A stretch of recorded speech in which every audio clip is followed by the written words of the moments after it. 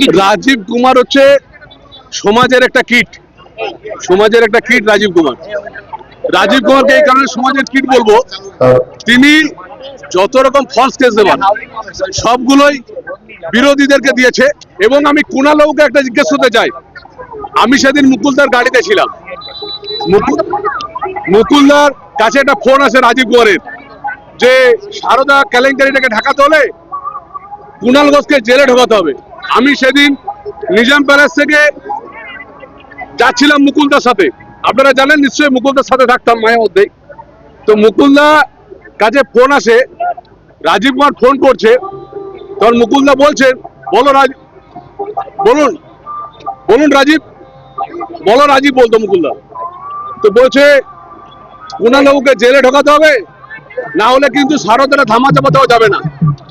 আজকে সেই কুণাল বাবু রাজীব কুমারের পাশে বসবেন। আমার খুব কষ্ট হয় দেখে যে রাজীব কুমার হচ্ছে পশ্চিমবাংলার যতজন পুলিশ অফিসার আছে সমাজের একটা কিট। আজকে আমি ওর সঙ্গে এটুকু বলতে পারি, এই সমাজের কিটগুলো তৃণমূল কংগ্রেসকে ধ্বংস করবে, সেটা আমরা দেখতে পাবো। তৃণমূল কি ভয় পেয়ে রাজীব কুমারকে? হ্যাঁ, কারণ হচ্ছে সারদা কেলেঙ্কারের নথি রাজীব কুমারের কাছে আছে, বাড়িতে ছিল, সেই বাড়িতে তার জন্য ঢুকতে দেয়নি। যত কেলেঙ্কারি আছে সমস্ত টাকা পয়সা রাজীব কুমার লেনদেন করে, এবং রাজীব কুমার এটা খুব সুদক্ষভাবে করে, কারণ তিনি একজন বড় আইপিএস অফিসার ছিলেন, সেটাকে কাজে লাগিয়েছেন।